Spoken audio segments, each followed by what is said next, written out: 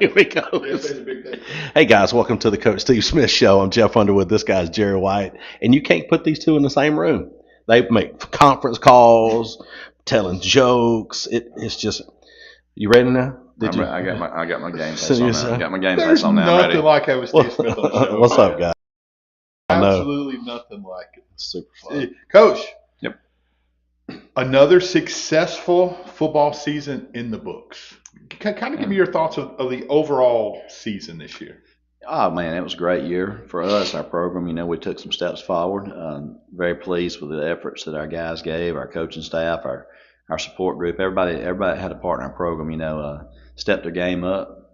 Obviously, there's only one way for your season to end happy, and it didn't turn out the ending that we had hoped for. But can't say enough good things about the kids and the coaches and all the work that was put in. Very proud and got some great things to build on for the future. I'm sorry, Jeff. I just looked at Steve on the Steve cam here. It looks like he's wearing a cape. It does like a cape. It's one of these new age hoodies, man. Superman, baby. New Obviously, age. we know you didn't design that. No, I didn't. That's too fly. Yeah, it's new age. That's sharp. New age. Yeah. Hey, you had hey, this. you see what it's got though? It's got that mock turtleneck. He's working it. He's Uh-huh. bringing it back, Coach. Uh-huh. Now, if you can just get the mullet to go with that. Come on. That's another It's story. I think he can do it. Yeah, he went Thursday and he said let that grow out just a little bit. One of your assistants just got a nice award. Yes, Heck yeah, well deserved. Yeah, Alabama Football Coaches Association. I think this is year 21 of that association. Started back in 05. Yeah, so 20 years, 21st year in existence, I guess, for football. One of the things that our association does that I think is really cool, they pick a head coach of the year and an assistant coach of the year from each of the 7 classifications. Mhm. And, that award really means a lot because it's voted on by your peers. Sure. Mhm. And, the job that Coach Lowe did this year, if you go back and look at our 2024 season, we struggled a little bit on the defensive side. I think we gave up right at 30 points a game on the defensive side, and it's hard to win games when you give up 30. This year, that decreased, I want to say, to like 13.6 or something like that. And a lot of that can be attributed to Coach Lowe and the defensive staff, the guys he had working around him, and obviously the kids on that side of the ball. But Brad Lowe's one of the best coaches I've ever been around, and he's one of the most humble people. He loves the players. He's a God-fearing man that does things the right way, and I was just very proud that the association recognized him as the top assistant in Class 3A this year. What makes him such a good coach? Attention to detail is the first thing that comes to my mind. He's overly prepared, and I say that in a complimentary way. Sure. He obviously has a great understanding of the game, but we always talk about when you go in the game, you got your tool bag. His tool bag is full, plus he's got extras that are dragging along behind and and all. But he's a perfectionist. And at the same time, he loves the kids he coaches. And I think the best attribute for any coach, best compliment I can give them is that they love the kids that they coach. Right. Because we talk all the time, it's not what we know, it's what we can get the kids to do. And he did an outstanding job this year, not only in coaching the coaches of the position groups so they could get it out to the kids, but just overall coordinating that defense. And I think anybody that watched Westbrook Christian play in 24 and then turned around and saw us play in 25, it was a noticeable difference on that side of the ball. And under his leadership, like I said, it was obviously a collective effort by a bunch of people, but he was the leader of that, and he did a wonderful job. And I don't get to correct you very often. Right. So when I do, I want to take a moment and soak it in, Coach, if I can. Is it in the numbers? 12.7. 12.7. Okay. I said 13.6, so I was off by a whole point. I just want to be sure that Coach Lowe get his full 12, credit, and those kids get those full credit. 12.7. Let's go with that. It's pretty dang good. Yeah, it is good. That's good in flag football. I mean, whatever it is, that's good. That's good numbers. Let's stick there for a minute. You're talking about assistant coaches, and, yes, and congratulations, Coach. That was proud of you. Heck When I saw it this morning, I said, Jerry, look at this. This is awesome. You're touted as having good people around you. Yes, sir. Where did that come from?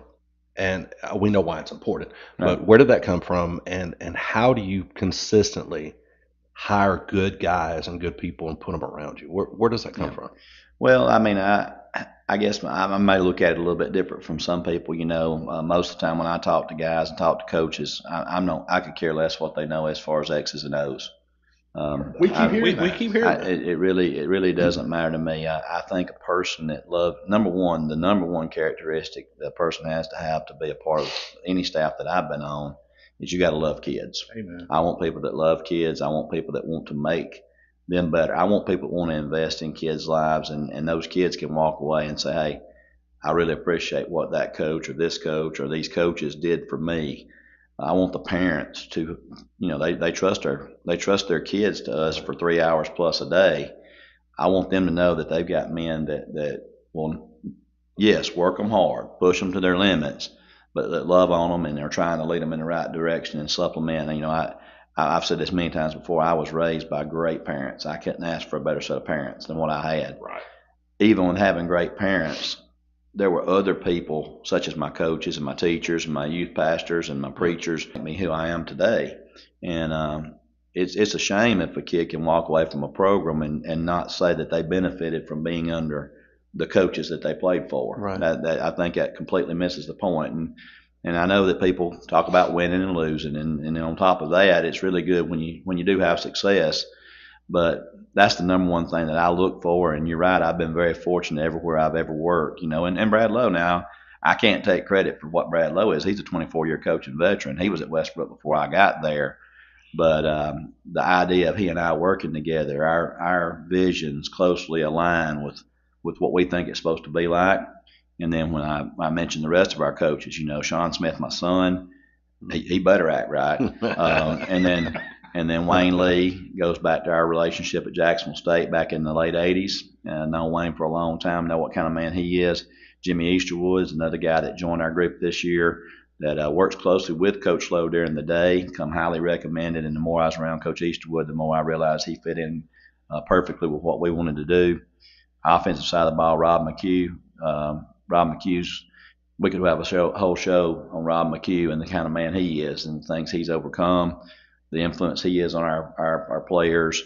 Kurt Durier is a football ops guy. Good dude. And helps out just about with anything. We call him Swiss. I think I mentioned that before. He's like a Swiss Army knife. He can do a little bit of everything. Adam Brown coaches our offensive line, a volunteer that owns a business here in town, that works a real job during the day and then spends his extra time coming and coaching football and being a great role model for our people, for our players. Chad Phillips in the strength and conditioning department, the role he plays in what we're trying to do. Then I got junior high guys and Matt Brown and Neil Wester and Fisher Adams and Tyler Ball and Joe Berry that are all great guys, great influences. Some of them, Matt Brown in particular, he comes up, finishes the year with us on the varsity level when junior high season ends.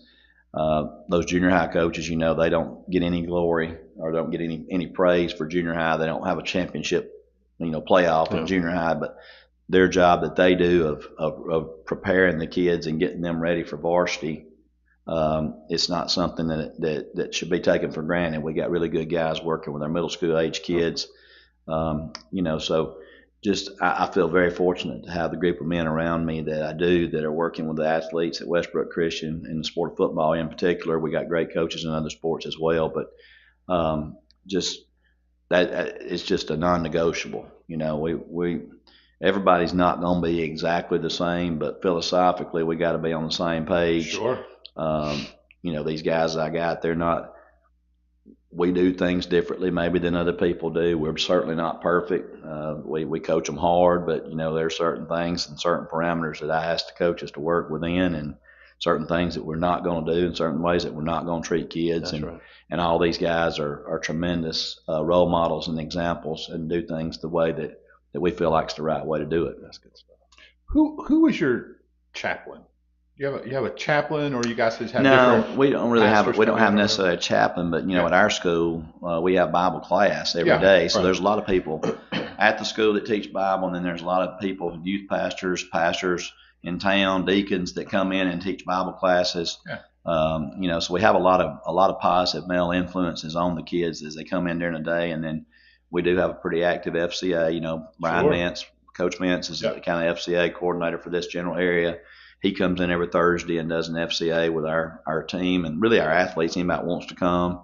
Coach Durier is actually our school representative FCA, and they meet I think on Wednesday mornings maybe. I'm not exactly sure which morning it is the FCA at the school meets, but we really try to put as many good Christian influences in front of our guys as we can on a regular basis.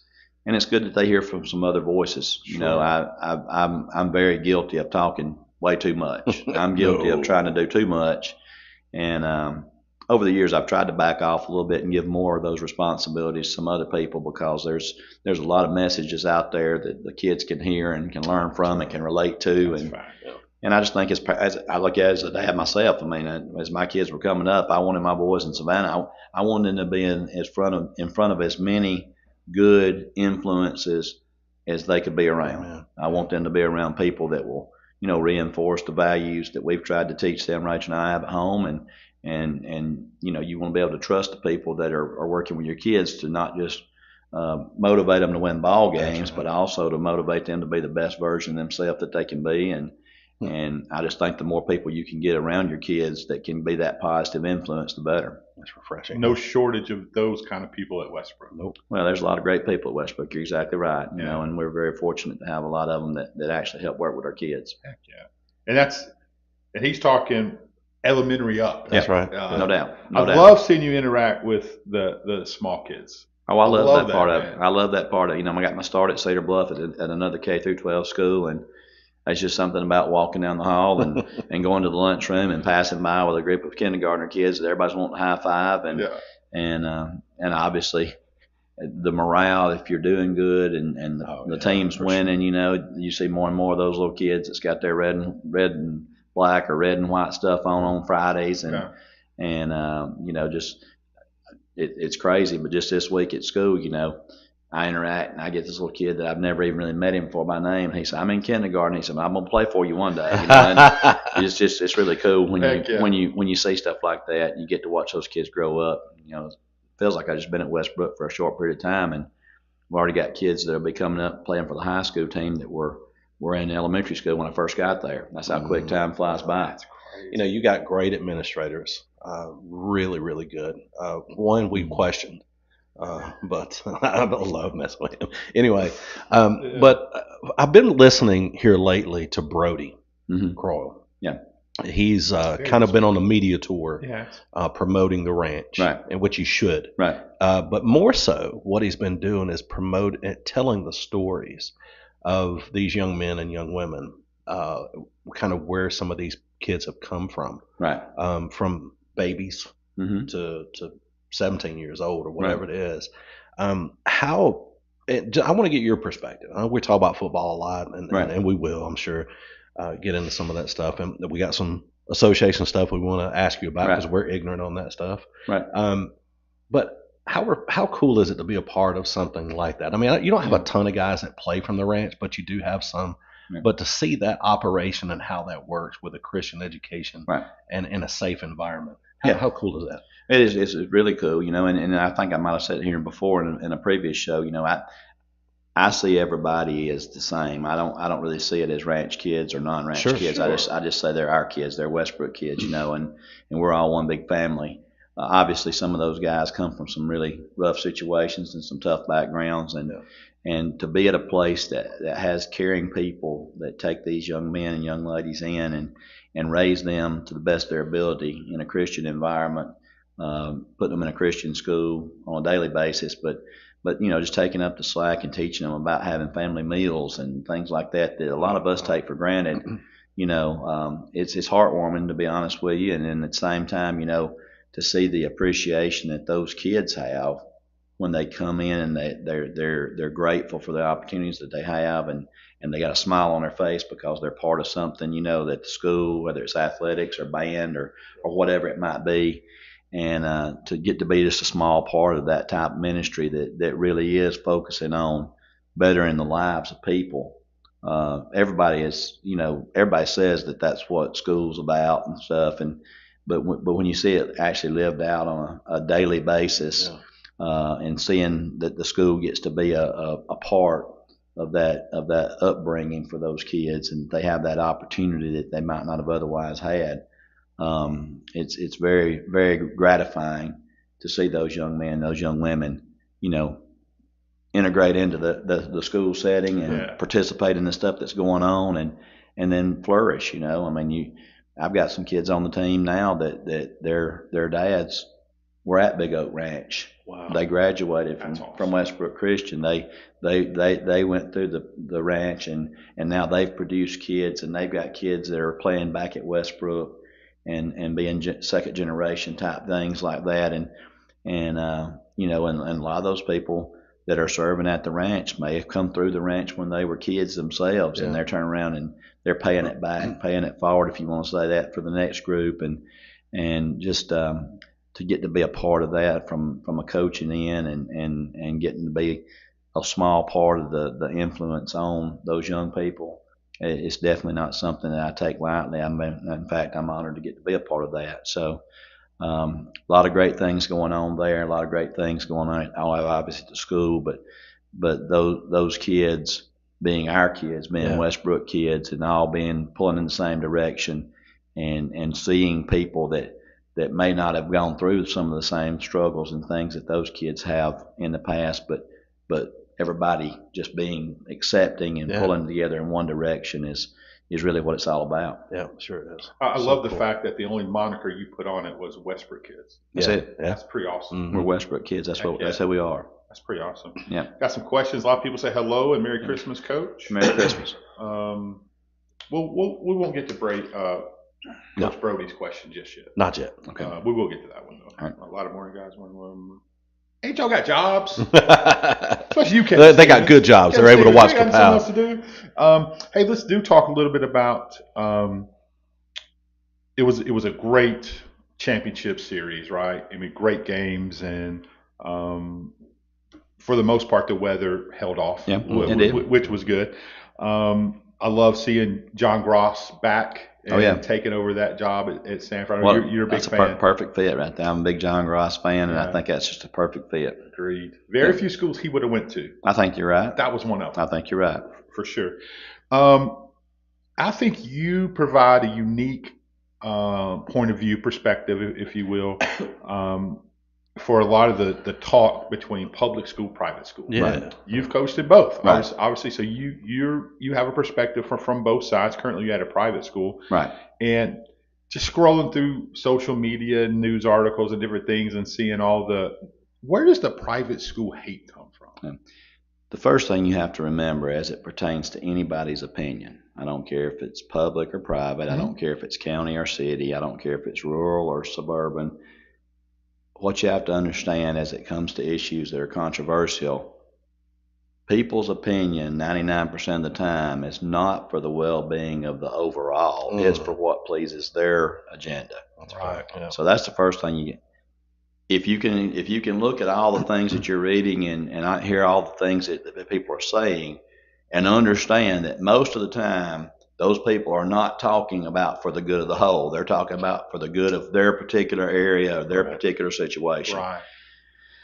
Then it makes a lot of the comments make sense because, at the end of the day, the HSA is in a very difficult position because they're trying to govern all those different priorities. They're trying to have a set of governing rules that pertain to public and private, that pertain to county and city, that pertain to discrete distinct enrollment versus open enrollment, that pertain to large cities versus rural areas, and they're making rules that affect 1A and 7A, and and you get a lot of people that come in and they say, well, that don't necessarily pertain to us. That's not important.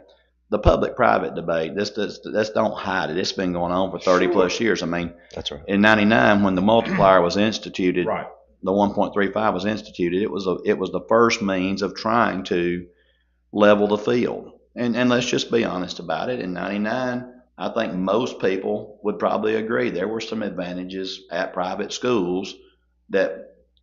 I mean, anybody can go back and look at the numbers, but we had the privilege several times of getting to go into the championship banquet where they would honor all the state champions from the previous year. They did it in Sports Week in July. And the 5 times that I got to go to that banquet, if you looked at the champions, they had a program with all the champions listed.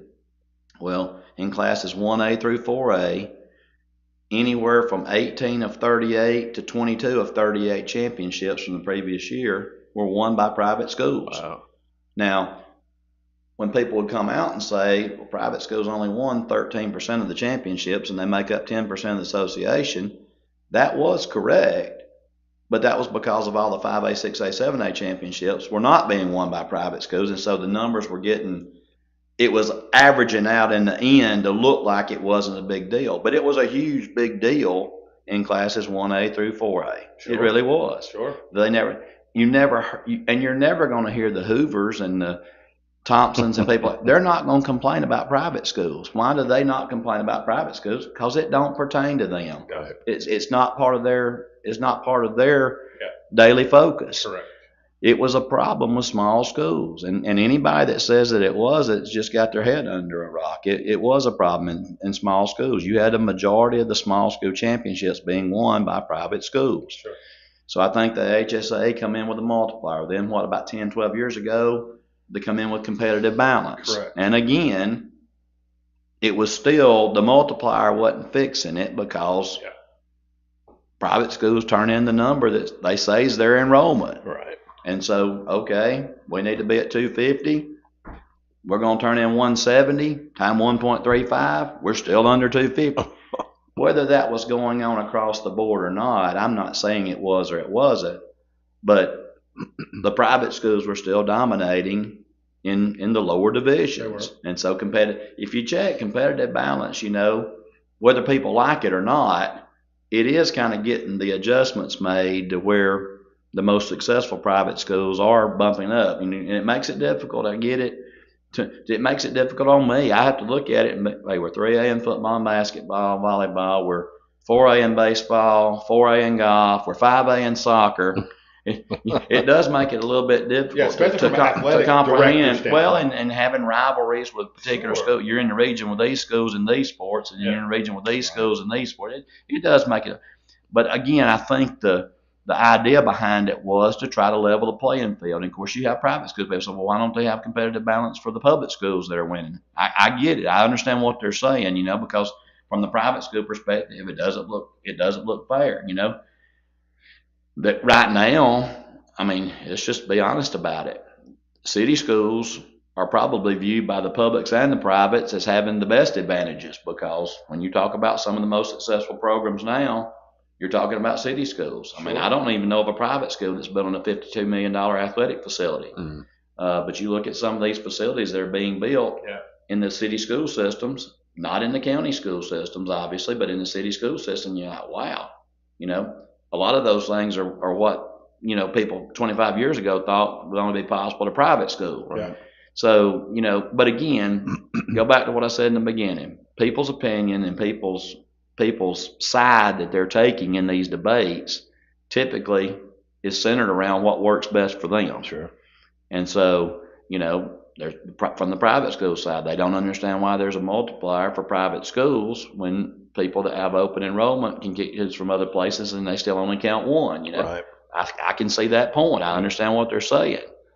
The stuff with the Choose Act money that seems to be the hot topic right now, on the HSA's end, they're simply applying the rule that is currently on the books. Mm-hmm. So I think if state law trumps that and says, hey, that, and I don't want to get too confusing to people that don't really know what's going on with it, but if the law changes and that can't be counted as financial aid, then I think the HSA probably adjusts their rule to make it fit the law. I don't think Mr. Harmon or anybody at the HSA is going to do anything blatantly to break the law, but they are applying the rule as it is in the book right now. Yeah. And that's about all you can do until there's a ruling made on what's going to count and what's not going to count. But, if you look at it across the board, public school enrollment overall, not necessarily a particular school, but overall public schools enrollments have been declining over the last 20 years anyway. That's right. What is the reason? Well, obviously one would be private schools, two would be homeschool, three would be people with these virtual online academies. That's and right. Graduating early. Parents have a lot more choices now than they had just when we were kids. Absolutely right. About educating their kids. Where you live, that's where Yeah. you're going to school. Well, Sure. and we all grew up in a time where whatever bus come by your house, that's where you went to school. Because Exactly right. everybody's mom and daddy didn't line up to take them to school, right? Exactly. That's right. true. Yeah. And so you just got on the bus. If you was first on the bus, you had to be out there at 6:15. You just rode for an hour and a half before you got to school and froze if it was cold. Exactly right. But Oh, that's that awful, was too. kind of that's why you went to where you went to. I mean, you didn't worry about.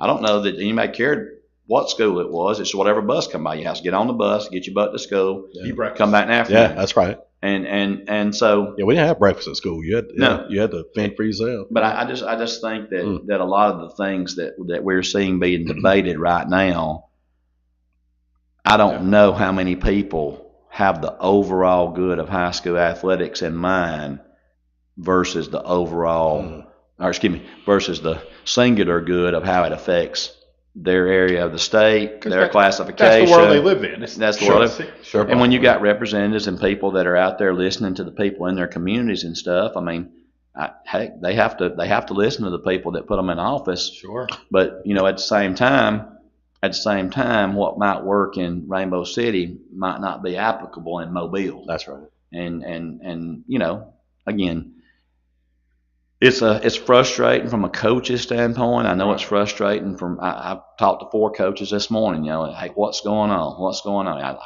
I've been around for a long time, but I really don't have any inside information. I just know that I saw the media release that Mr. Harmon put out a couple of days ago, like you did, that since they're in media, I know they've been ordered to go to mediation to try to resolve the issue without it going to court, and it's all over the mediation they're talking about. It's all over the choose money, and does it count? Does it not count as financial aid? And does it affect eligibility? Does it not affect? I think one thing that people do have to keep in mind that maybe is getting lost in this is whether the choose money counts or does not count as financial aid, all the other rules still apply. Right. So even if they don't count choose money, and let's say a kid from Center Alabama used choose money to come to Westbrook Christian, they still wouldn't be varsity eligible because they wouldn't live in our district. But isn't that something that the legislation is trying to get in this litigation? Well, and again, I'm not privy to all the details of Right. it, but my knowledge of it is just whether or not, first of all, the choose money counts as aid or not. Okay. But if it does, even if the HSA rule that it doesn't or that does count is overturned, and you say, okay, you can't count it, you still got all the other eligibility rules that have to be met as far as making a bona fide move and things like that. And so I think the average person that hears about the debate don't really understand that, okay, even if the AHSA loses, there's still other things that have to be met for a person to be automatically varsity eligible. Wouldn't that be why they're waiting though to do reclassification to see if I don't really want to say why I think they're waiting. Okay. I think I got an idea. Is it part? Is it part? I Right, I know you. I think depending on how that mediation turns out, I think you could either see status quo or you could say drastic changes. Yeah. Drastic changes. And I think the drastic change part of it is why they have delayed I see. the reclassification, because depending on how. Not trying to trap you in anything. No, okay. That's that, and that's just my opinion. I don't have any inside information on that. I just think that I worked for 30 years in the public school sector. Sure. And I can fully see it from the public school side that, there's already a perception in public schools that private schools have an advantage. Now, if you're going to tell us that we're going to take tax dollars and not only allow kids to go from public to private, but we're going to finance them going public to private, basically, I can see an outcry from public schools that we don't want to play under these rules no more. And then the AHSA is going to have to make some difficult decisions on how they're going to keep everything together. Okay, but let's stop right there just for a second, because when we talk about tax dollars, we're talking about your personal tax dollars. Mr. and Miss Joe Smith that doesn't have a kid in school, their tax dollars are not funding a kid from go to Center to Westbrook.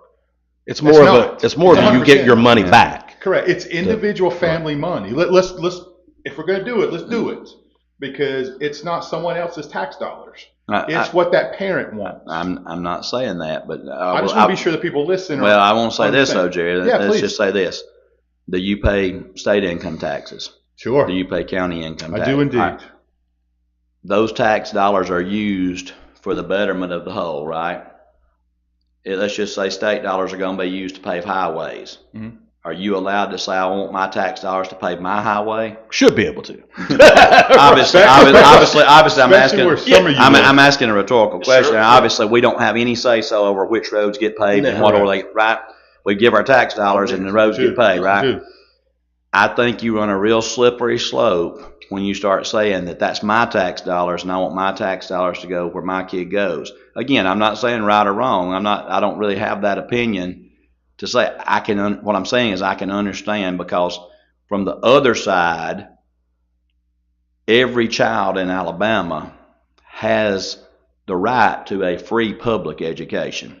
Sure. So they do. from the other I'd say side, that. you're going So to get people that's going to say, every kid can go to school in Alabama for free. Mhm. When you go to a private school, you choose to go to a private school, Mhm. right? And so, having seen it from both sides of the spectrum, there's not a clear cut. This is 100%. We're going to get everybody to believe this way. This is 100%. We're going to get it everybody to never believe this will. way. Never will. You're right. And again, the And from- perception part of it, that for years private schools have had advantages over public schools. I tell people all the time, and I just use Westbrook. At Westbrook Christian, there's a pilot, I guess a procedure in place that you have to go through to be admitted. And I have worked there now for 3 years. I have seen kids not be admitted because there was not a space for a kid. I've seen Right. that happen. Sure. I've seen kids not be admitted because class schedules might not work out with what they had already taken, Mhm. because we don't have a lot of flexibility in our class schedule like you do at a public school Right. that's got a 7-period day. That's and right. They teach Algebra 1-5 of the 7 periods a day. I get all that. So I've seen that part of it to where, you have some limitations that you just can't make it work. We get very few kids that transfer in the middle of a semester because of the difficulty of trying to match up a schedule from the first 9 weeks with what we can offer. Mhm. That kind of stuff doesn't happen very often at our place. I can't speak for every place. Sure. That makes But sense. but for people that can take kids out of district, 75% of the people that have out of district enrollment in our state, which we have about 75% of the system that have out of district enrollment in the state, they can take anybody that we can take. There's plenty of schools in the 3 or 4 county area around here that has out of district enrollment. Mhm. If there was a kid from, I'm just throwing somewhere out there that's out of our immediate area, if there's a kid from Huntsville, there's a bunch of different schools that kid can get in around this 4 or 5 county area, private and public, Mhm. that have out of district enrollment. Now, if they come to a private school, they count 1.35. If they go to a public school, they just count 1 right now, right? The biggest advantage that a private school has is not in who they can get to the school, because a lot of places can get the kid into a school. The biggest advantage is who they don't take. Right. True. That's right. I mean, Big time. and that That's- is that, and I'm I so glad you said and that.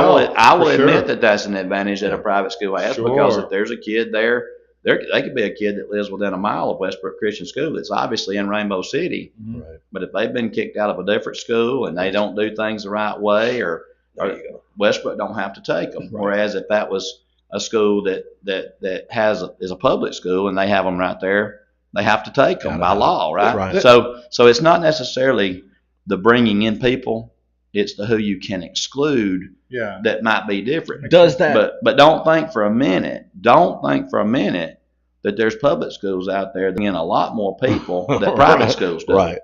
Yeah. Because that does happen. Let me That's ask this true. question though. Wasn't this originally, before sports got involved, Mhm. wasn't this originally, if my kid is at a failing school system, I should have the right to put them in a better school system? I think you're probably talking about the Accountability Act. But I think that steered us off to But- where we're at. and right? listen, here's the thing though. Here's Yeah. the thing, Jerry. You're not going to have anybody, again, public or private, city or county, rural or suburban. I don't know anybody that's a decent human being that would tell a person you shouldn't put your kid in a better school system. Right. If you feel like the system your kid's in is a bad system, Yeah. I don't know any human being that would say, no, you need to keep them in that terrible school. You need to keep them in that school that's failing. You need to keep them in that school. nobody would talk to anybody else and say you need to keep them there and just let them suffer. Yeah. You hit the nail on the head. It ain't about just going to a better school. Yeah. It ain't about improving your kids' situation at school. We're talking about sports. That's right. It's all about the sports part of it. Yeah. And logic would be, well, if it's okay for them to put them in a different school because they can improve their school situation, why does sports have to be a holdup? The reason is because, again, the AHSA is trying to govern 416 member schools. They have to have some rules in place. It can't just be, well, I got sympathy on that kid because his situation, but I'm not going to have sympathy. Right. Anybody that wants to move their kid can give you a valid reason why they want to move them. Mm-hmm. But let's make no mistake about it. Anybody that don't think sports You're right. drives the reason why they're under a rock again. But if somebody goes to a private school and you're like, God, we're on the cusp of having to go up another classification because of the multiplier, right? Okay. And this kid comes in. There's two kids being interviewed today on coming in. Yes. We don't have space in either grade level that they're going in. Right. One kid comes in, has a 4.0 GPA at the school that they're at, not athletic, don't play in the band, they're not in the science clubs, they're just a good student, good academics, really don't have a place for them. This other kid comes in as a C student, runs a 4.2 40, can throw the ball 60 yards, flat-footed. You'd be crazy not to think that the coaches and athletic directors of that said football program does not get involved and go, hey, let's take the C student that can run the 4.2 and throw it 60 yards flat-footed versus. And I'm gonna say this, and I'm gonna put my neck on that when I say it.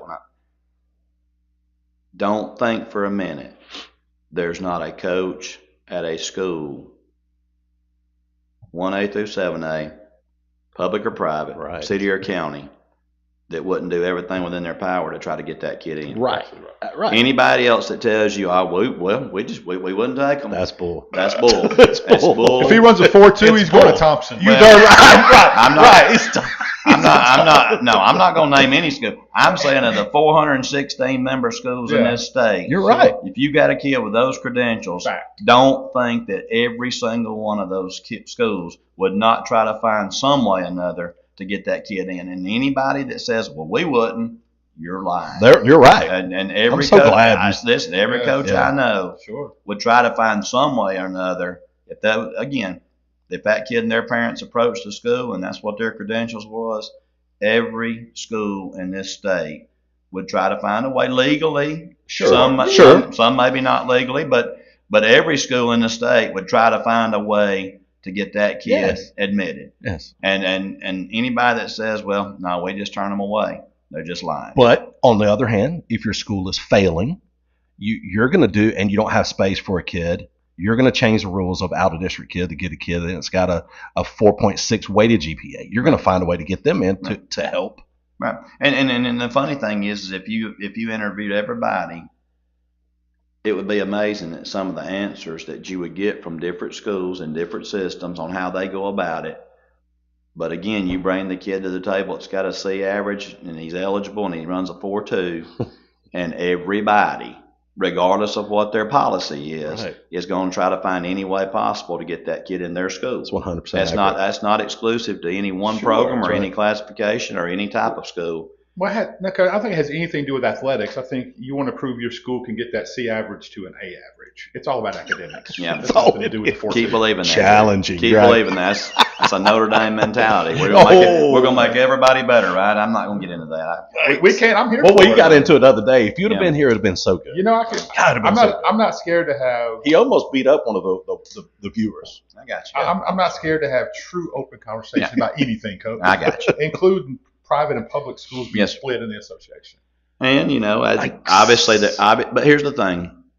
That's obviously a hot topic right now. Sure. I mean, but that's been a hot topic for the last 30 years as well. That's right. And I really believe in my heart of hearts, the multiplier was introduced to fend off that particular conversation 30 years ago. In 99, 26 years ago, whatever it was, I definitely think the multiplier was introduced to try to make a little bit of the public-private split discussion go away because, again, I've been working in public schools. I've personally witnessed private school dominance in the smaller classifications. So I've seen it. I've been a victim of it. Yeah, sure. Played against private schools and lost sometimes. Played against private schools and won sometimes. So, but the idea of splitting the public and the private is not new to 2025. Right. But I just do think some of the things that have been put in place in the past have been to kind of postpone the conversation a few more years. Mm-hmm. Competitive balance. I really believe the main reason for competitive balance was, again, to put that conversation to the side and try to do something and make it work. Because I've heard Mr. Harmon say it, and I've heard public and private school members say it. We are better as one association. Right. How the classifications fall, how the playoffs are done, all that seems to be up for debate. But, you know, private schools wanting to form their own, you know, I've been hearing a lot recently about private schools wanting to form their own association. Well, that's happened before, and you saw how those things work. Yeah. There's a reason why a lot of the AISA schools have, in the last 5-6 years, applied for membership into the HSA. That, you know, that organization. There's 9 this year, I heard. I'm not sure. I'm not sure about that. That's just a number I heard somewhere that 9. Yeah, I'm not sure how many applications were submitted this time, but you know, and there's a lot of schools that have popped up in the last 20 years. Mm-hmm. There's a lot of schools. You know, Mars Hill's been a dominant program in small school football here for the last 10, 12 years. Mm-hmm. I think they've only been playing football for less than 15. St. Michael. You know, St. Michael's here. I mean, hey. Philip Rivers has inspired me. I'm supposed to have a tryout. I got to try out with the Ravens next week. See? They could use your coach. If Lamar can't get it right with the Ravens, they won't know if I'll come up there and work out for them. Cam Newton's going to be mad as a mother. I ain't 11 years older than Philip Rivers, man. How you coach state semifinals before Thanksgiving weekend and then start for the Colts on Sunday? How cool is that, man? Well, Philip, let's be honest. Philip ain't running. No. He's sliding and throwing with a bad arm. He's still nursing that shoulder too. You watch a little bit. It's a little. I can't imagine going in for an interview and a workout with somebody on Monday and then starting the following Sunday in an NFL game. Hey, more power to him. If anybody can do it, it's that. That's a fact. That's a great story. All right, let's stick there for a minute because let's throw hypotheticals out there. Yeah. We Jerry and I did this a couple of days ago first this week with some stuff. And got Jerry in some trouble, but it was hypothetical. Hypothetical. Mark this. Good. I got in trouble, Coach. You're one of the reasons. Yeah. I'm a reason you got in trouble. Yeah. I simply said if I'm a certain school, my first calls, Steve Smith first. Yeah. Right. 100%. You're my first call if I'm a high school. Looking for a administrator, superintendent, principal. I'm calling Steve Smith to check your interest. And we were talking about Cherokee County in particular. And I said my second call was Bailey Blanchard. Yeah, we did. That offended some Glencoe people. Oh, my goodness. It's like they only hear what they want to hear. But I'm saying that if I'm making a hire, if I'm looking to fill a role, I want to go get a proven successful winner, someone that's done it at every level, Steve Smith, and you have ties to that area. Okay, so say Coach Smith turns me down. I'm going to go the other direction. I want a young, energetic, proven winner who's seen everything possible because of his family, has seen all these things. And some people at Glencoe wasn't happy with me for saying that. Well, you know, and look, most of the time, people, they really probably, I always said it's a good thing if people want your coach. Right. You know, that's a reflection of something good about your program. I mean, nobody wants to go hire a coach from a losing program, right? Yeah. So I think it's actually a compliment when people come after your coach. Mm-hmm. I grew up, and we all grew up in a time where coaches would stay 25, 30 years at one community, but there's some things that have changed over the years. Coaches could stay 25 or 30 years in a community back then because the number one thing was, are you a good man? Are you leading our kids in the right direction? Are you invested in the community? And if you lived in that community, you were invested in that community as a good man, you could survive a 3-7, 4-6 season because people knew you as a good man. You was leading the kids in the right direction, and you were invested in that community. That was from the community's acceptance side. Coaches also back then were making pennies on the dollar, right? Supplements were not the salaries for coaches. They were making a supplement on top of what the teachers made, and it was just a minimum. If it came out to it was less than probably $1 an hour of the time they invested, right? So unless you're spending, never mind. Well, but you weren't in bidding wars for coaches. Sure. Coaches weren't making six figures, and communities were very receptive to people staying a long time and investing and raising their kids there. The landscape has changed. Schools have become very impatient with 3-7, 2-8 records. You see a lot of schools that change coaches every 3 years because they don't think that guy can get it done, even though y'all heard me say in here many times, 5 to 6 years minimum for a coach to see if they can turn a program around, just because get the middle school kids all the way through. And if they still, hey, as a coach, I think in our coaching fraternity, you give me 5 to 6 years and I can't get it turned around, move on from me. I don't think most coaches will have a problem with that, because if you can't get it done in 5 to 6 years, or at least have it going in the right direction, then okay. Sure. But schools are not near as patient with people to turn it around. Other schools come in and throw lots of dollars at people, and a lot of people say, all them coaches are just money hungry. Well, let me just say this.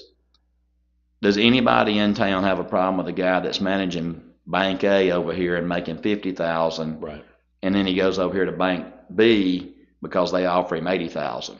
That's right. Most people just say, man, congratulations, you're bettering your situation, you're bettering your family. That's right. I don't know very many middle-class folks that grew up the way that I do that wouldn't entertain an opportunity to double your salary or increase it by 50% or whatever, because those men are taking care of families. So schools are not as patient anymore with coaches. Coaches have opportunities financially to put themselves and their families in better positions.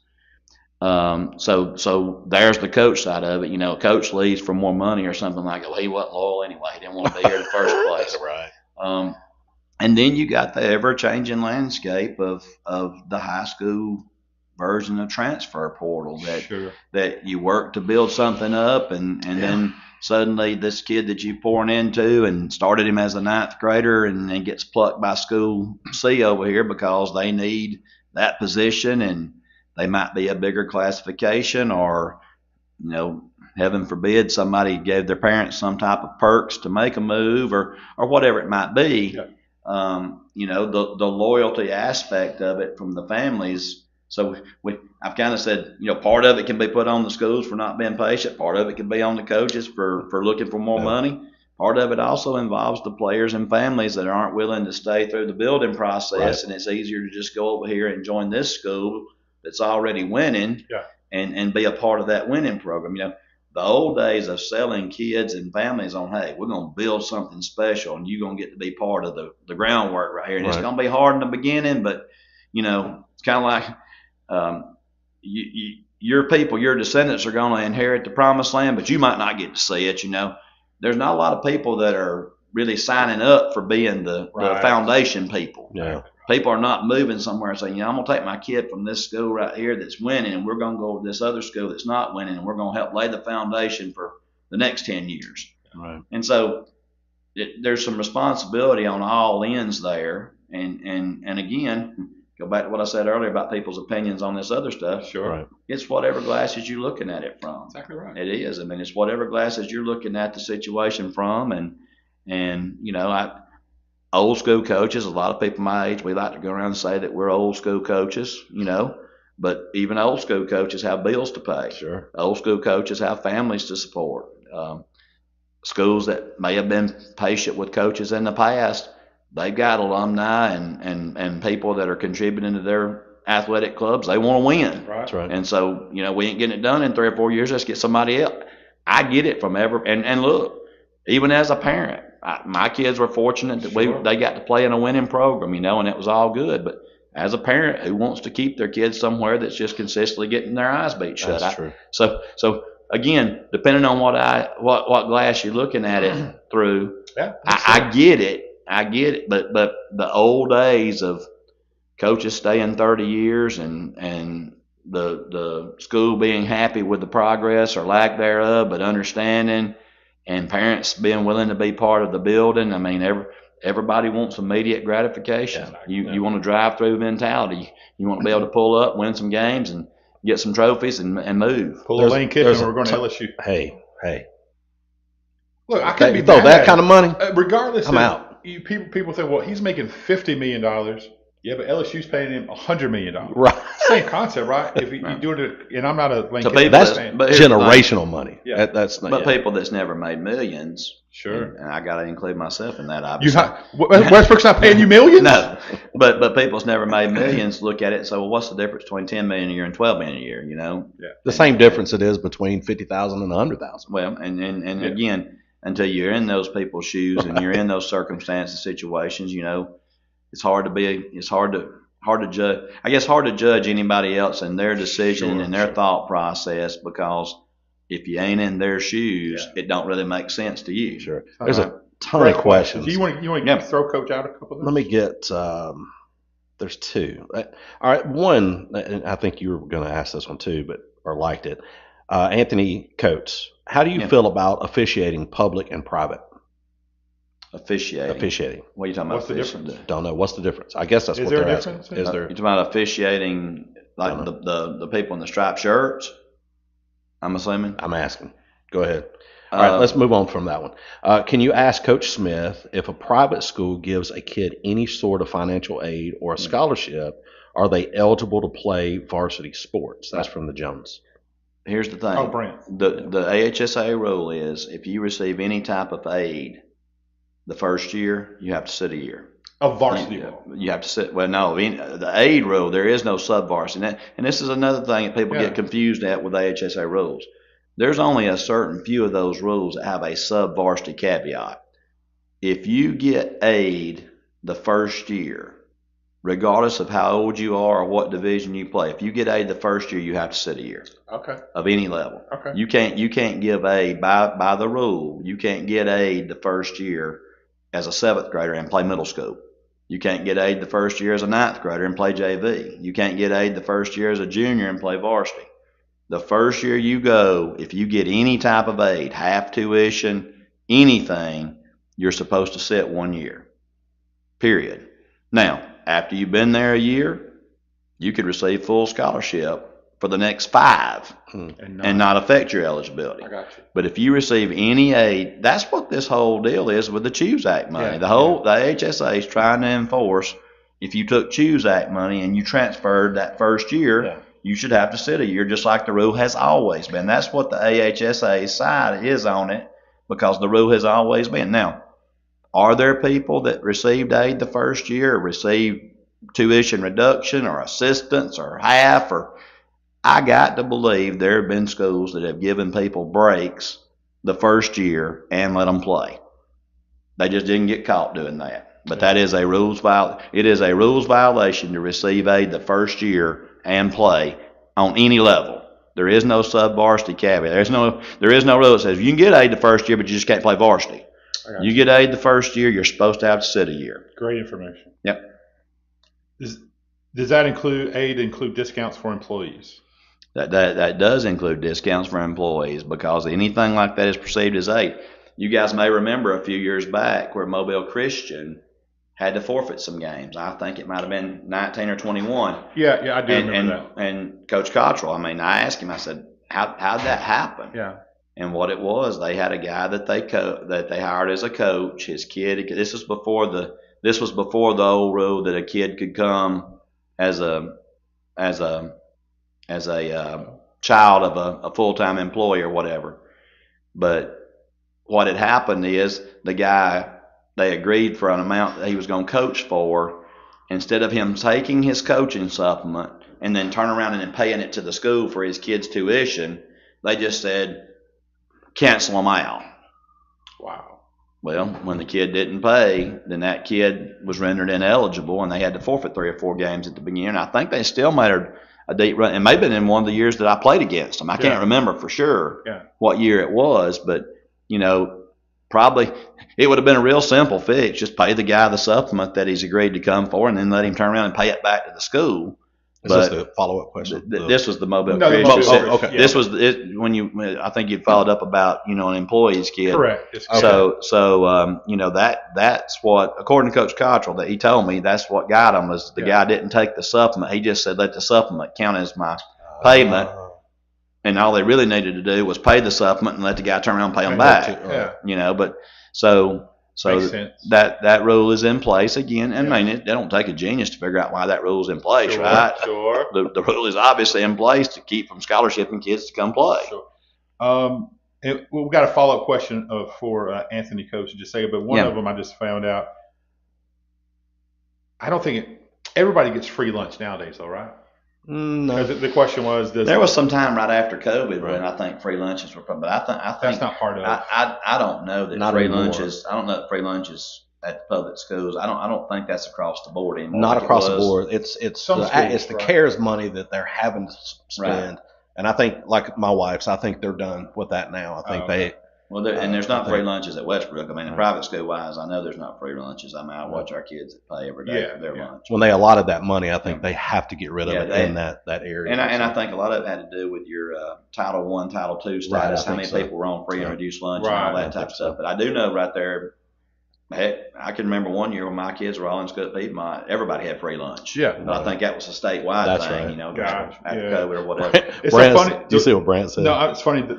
You're embarrassed to get free lunch or reduced lunch as a kid, and as soon as you graduate, you spend your whole life trying to get free lunch. That's right. I mean, That's exactly right. You're right. hold on. Anthony Cope said, how they call the games in the public setting versus calling a private school game seems that the officiating makes or call the games differently for private schools. Well, I can say this.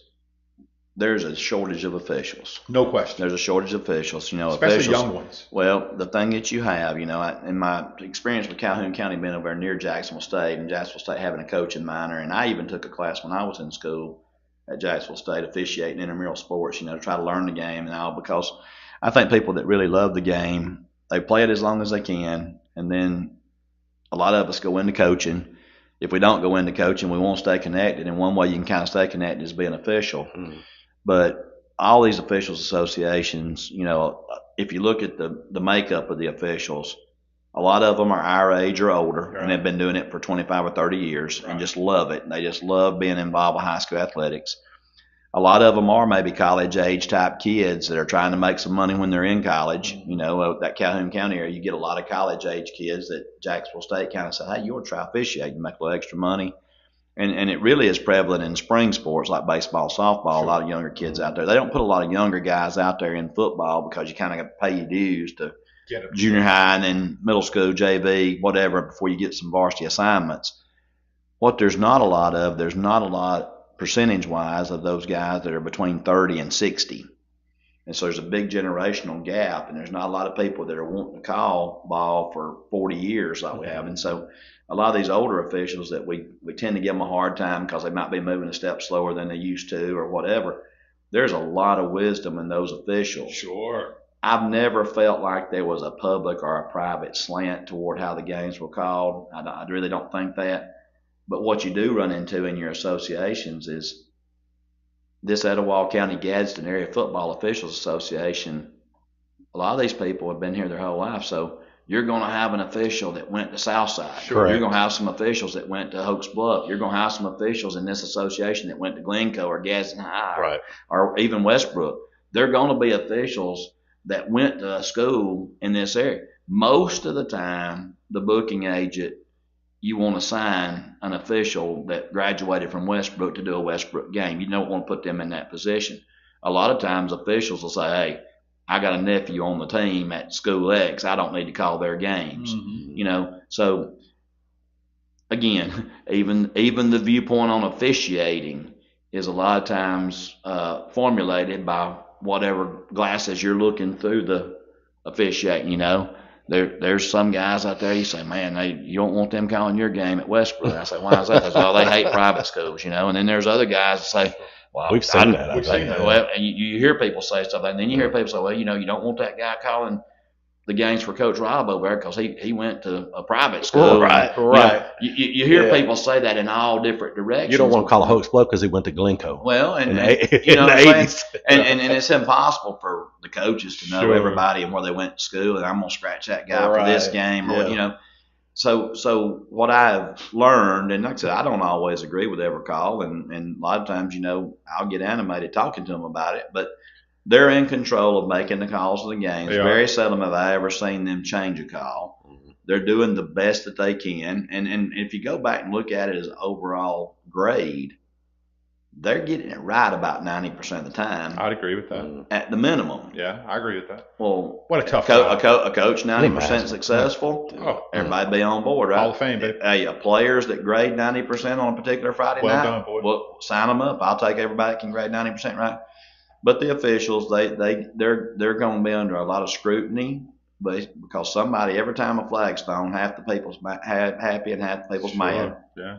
And it's a tough occupation. I've told those guys, I said, I'm barking at you and I'm giving you a hard time because I don't think you're right, but I ain't no way I'd do your job. No. They couldn't pay me twice what they're paying them guys to call those games. It said Coach Smith isn't getting any favors from officials regardless.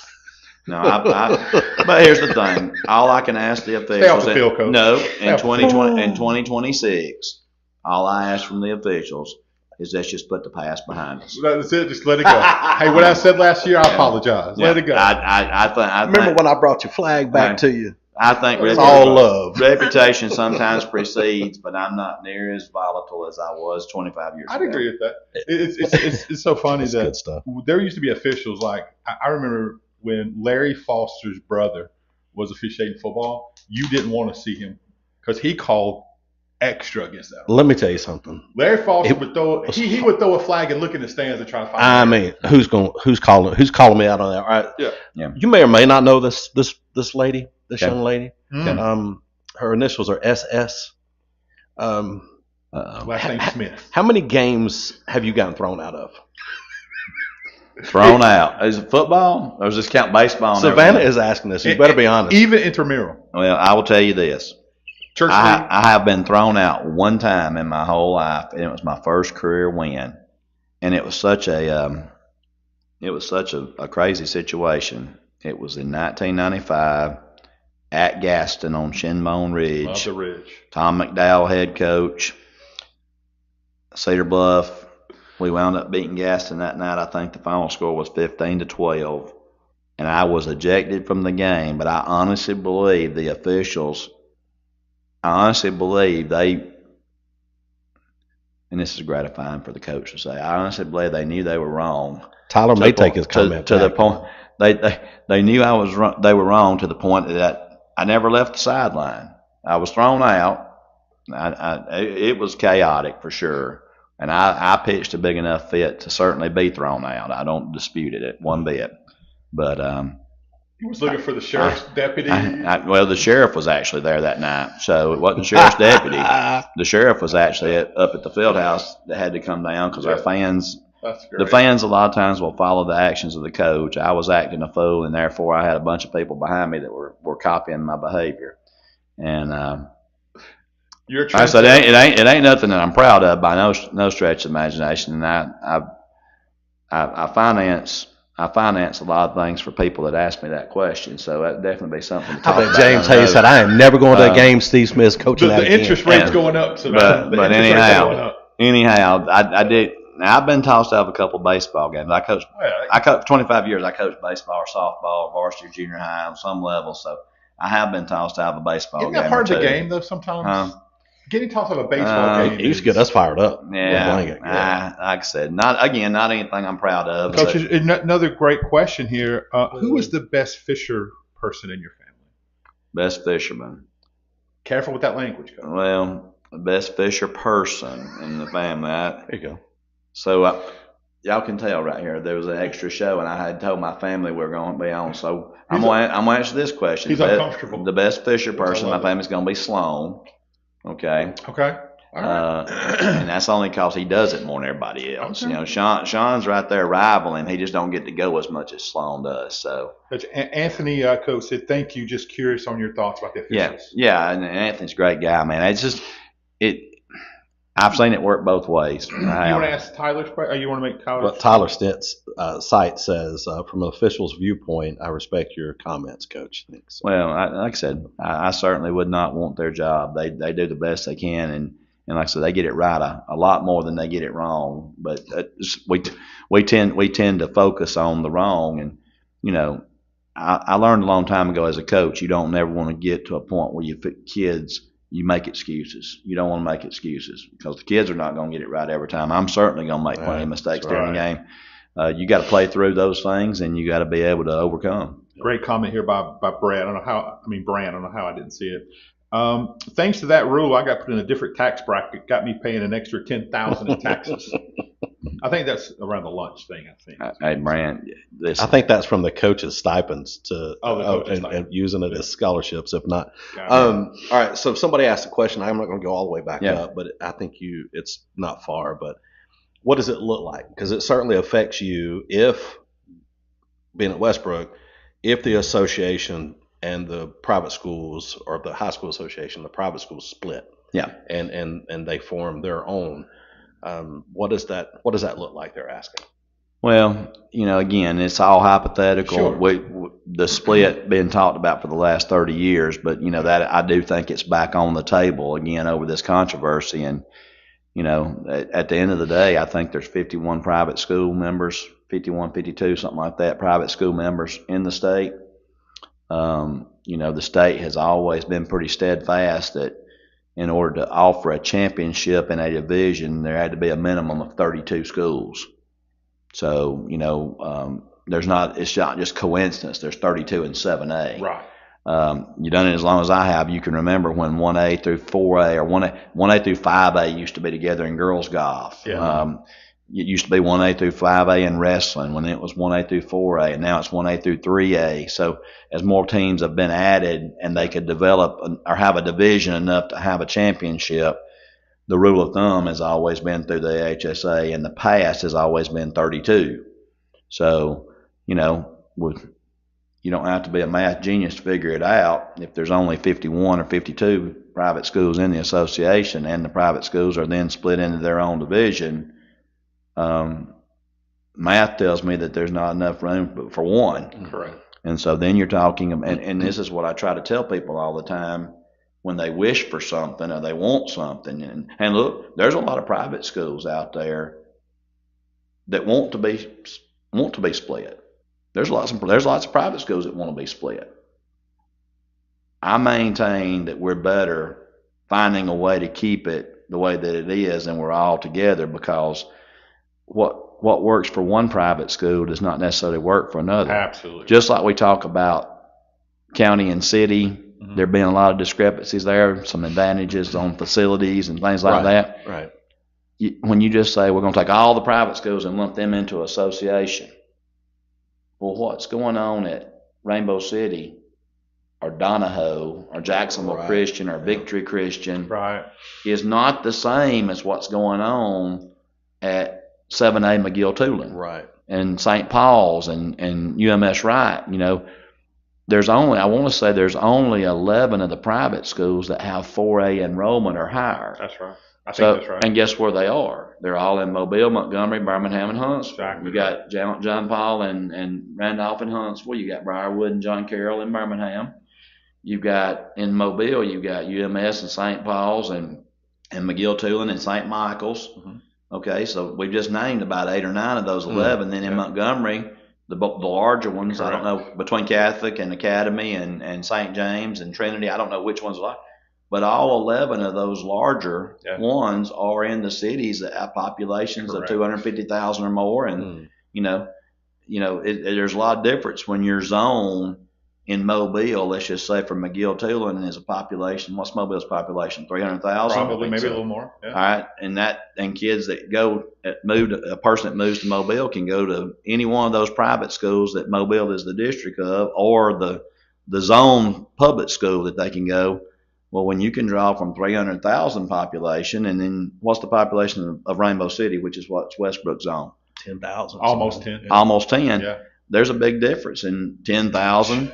I mean, here, if our zone was Gadsden, it would be a little bit closer, but it still wouldn't be close to what Mobile is. Not even close. So when people say, well, just lump the private schools into one, well, that's a big discrepancy when you're asking, those people to compete in one division. What does it benefit the private schools to, if they split it, would they still be governed by the Alabama High School Athletic Association? Well, a different division if they split it into a division and stayed members of the association, you would still be. But a lot of the private school administrators, again, the people that are speaking out more for the private schools are the bigger ones. Yeah.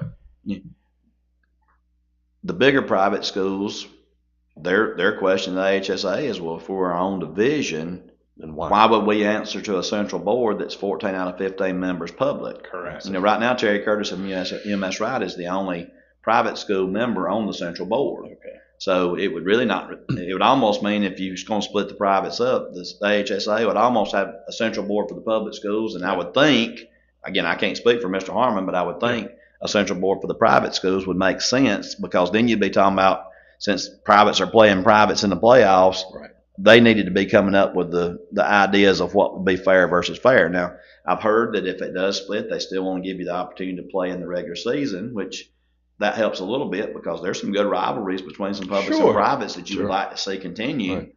But, if the playoffs was where the split was going to be, you're looking at some you hear people talk about all the time the vast discrepancies in 7A. If a 1,000 person school is having to play a 2,200 person school, I don't know if people's really thought about what it would look like if 1A.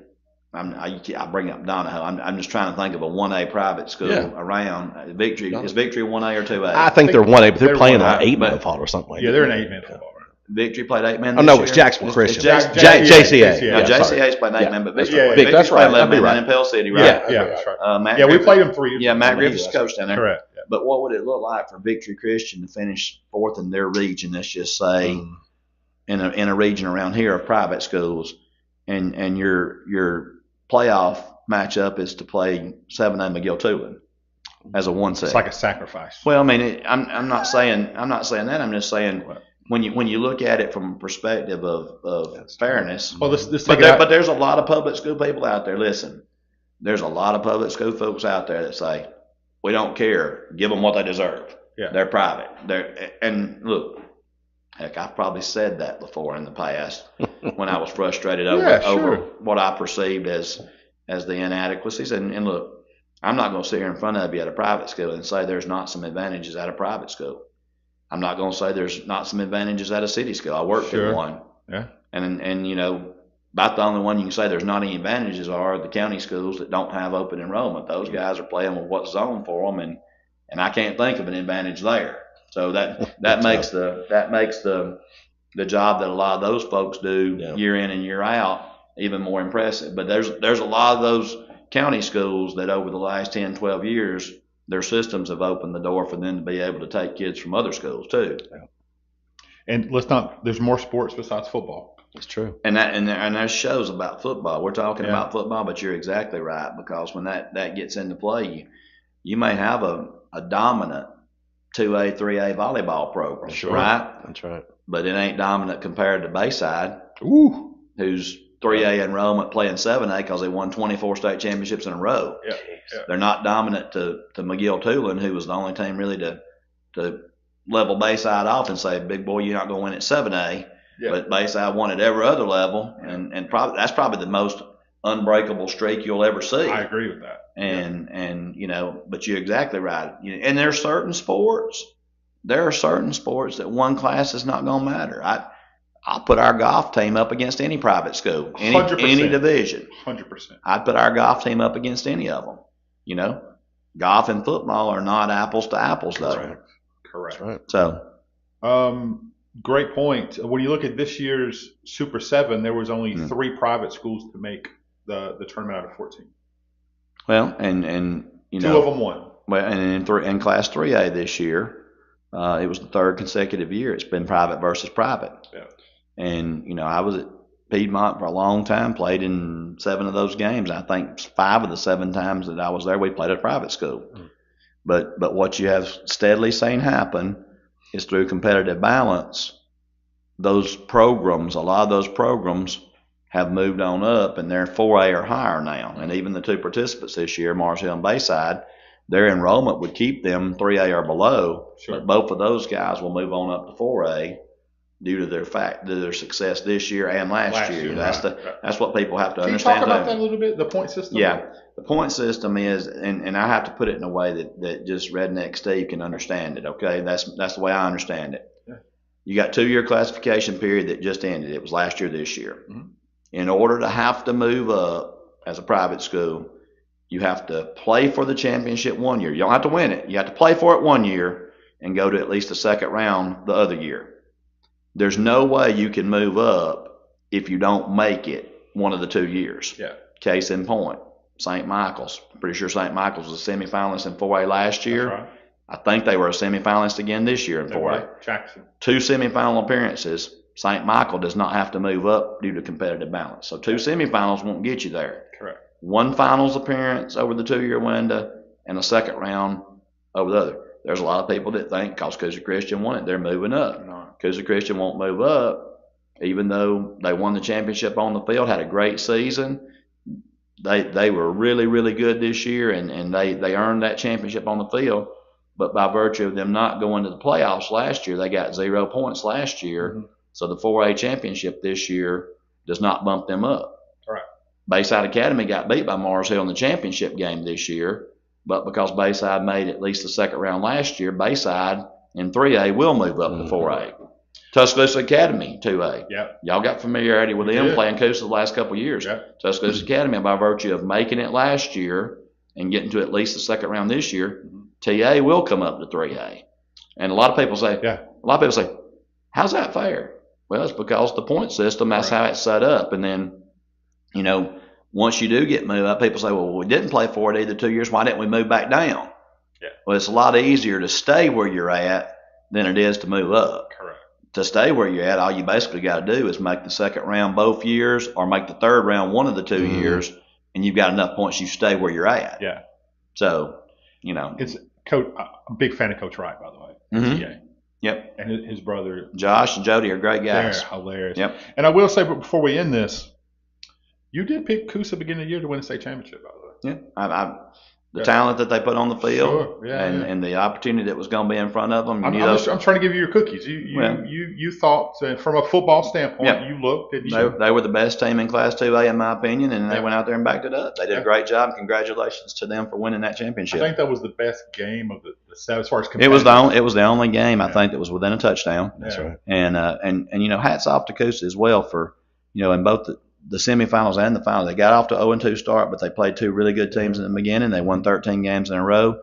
And in both the semifinals and the finals, those kids and coaches had to show a lot of heart and guts to pull both those games out. They had to come from behind in the fourth quarter of both those games, and they earned that championship on the field. Well, I think being in close games, and what we talked about with you guys, I think the Tryon victory really propelled your program. I think they gave a lot of belief in, hey, we can come back. We can talk about that kind of thing. And we're ended. I'm sorry.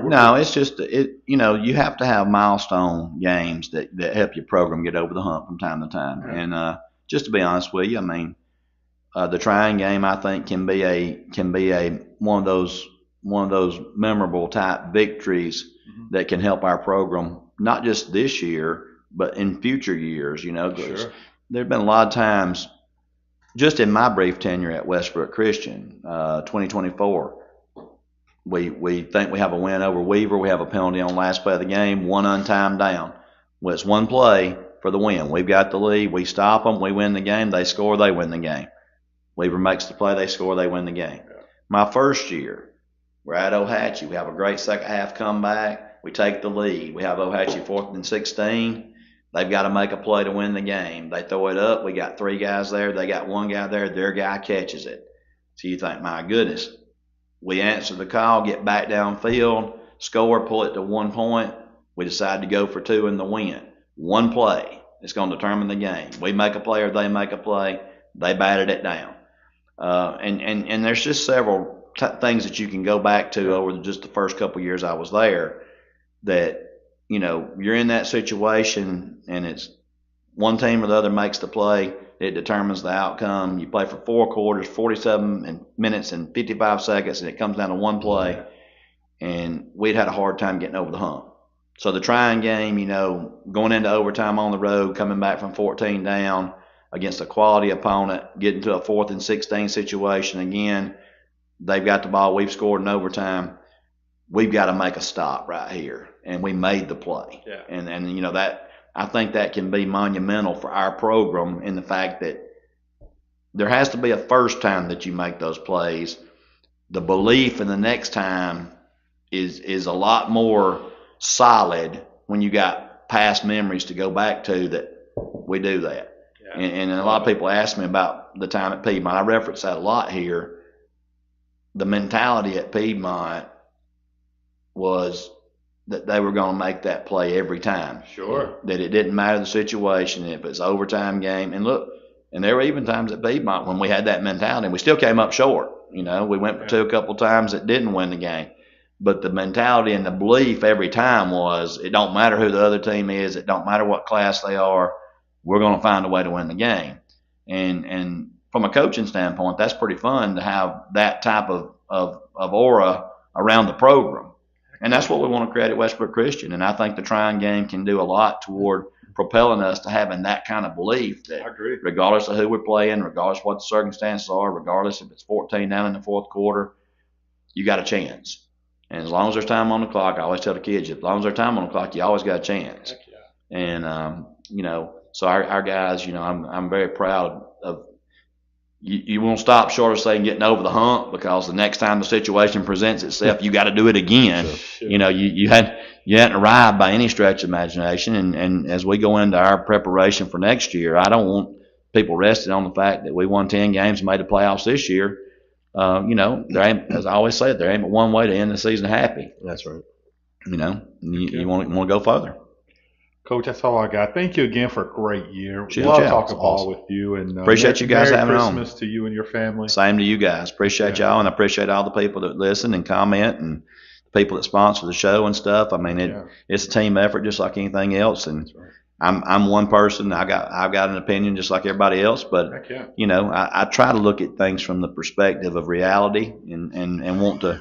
That's a novel concept. Well, I mean, Sure. but I think there's a lot of people that live in fantasy I land. There's a lot of agree. people that don't look at things from a reality perspective. And you know, I want to see football and sports in general continue to be for young people what they were for me and what they Amen. were for y'all. And That's right. and the experiences, I tell my kids all the time, no disrespect to people in the classroom, no disrespect to people that play other roles at the school.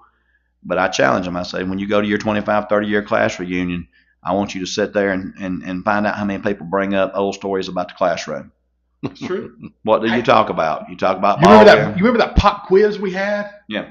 They talk about the ball games. They talk about the bus rides. They talk about all the stuff that they talk about, those playoff games and the memories. And I said, you need to be where your feet are. Quit wishing your life away of hurrying up and getting to the next part of your life. Yeah. You better enjoy the part you're in right now, because you get old like us, and we wish we could go back and do it over again, right? That's right.